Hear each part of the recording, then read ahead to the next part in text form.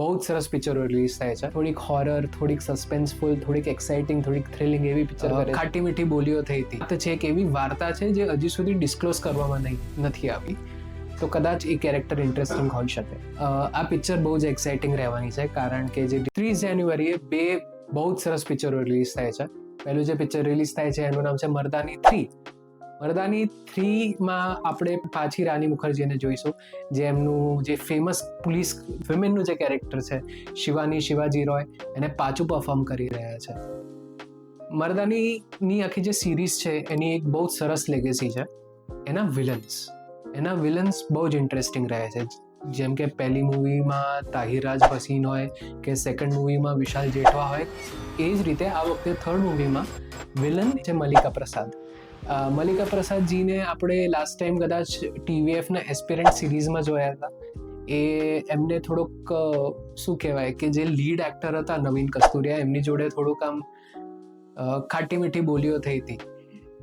એના પછી ડાયરેક્ટલી હવે પિક્ચરમાં રાની મુખર્જી જોડે લગભગ ખાટી મીઠી બોલી કરશે. એક એવી વાર્તા છે જે હજી સુધી ડિસ્ક્લોઝ કરવામાં નથી આવી. એ છે જાનકી બોડીવાલા. જી હા, આપણા જાનકી બોડીવાલા મર્દાની 3માં છે. એમનું શું કેરેક્ટર છે હજી સુધી રિવીલ કરવામાં નથી આવ્યું. તો કદાચ એ કેરેક્ટર ઇન્ટરેસ્ટિંગ હોઈ શકે. તો જે બીજી પિક્ચરની વાત કરીશ એ છે માયાસભા ધ હોલ ઓફ ઇલ્યુઝન્સ. આ પિક્ચર બહુ જ એક્સાઇટિંગ રહેવાની છે કારણ કે જે ડિરેક્ટર છે રાહિલ બારવે, એમની છેલ્લી પિક્ચર હતી તુમ્બાડ, અને આપણને ખબર છે કે કેટલી સિનેમેટિક ને ગ્રાન્ડેસ્ક પિક્ચર હતી. એવી જ રીતની બીજી પિક્ચર નાનકડા લોકેશનમાં આવી રહી છે માયાસભા.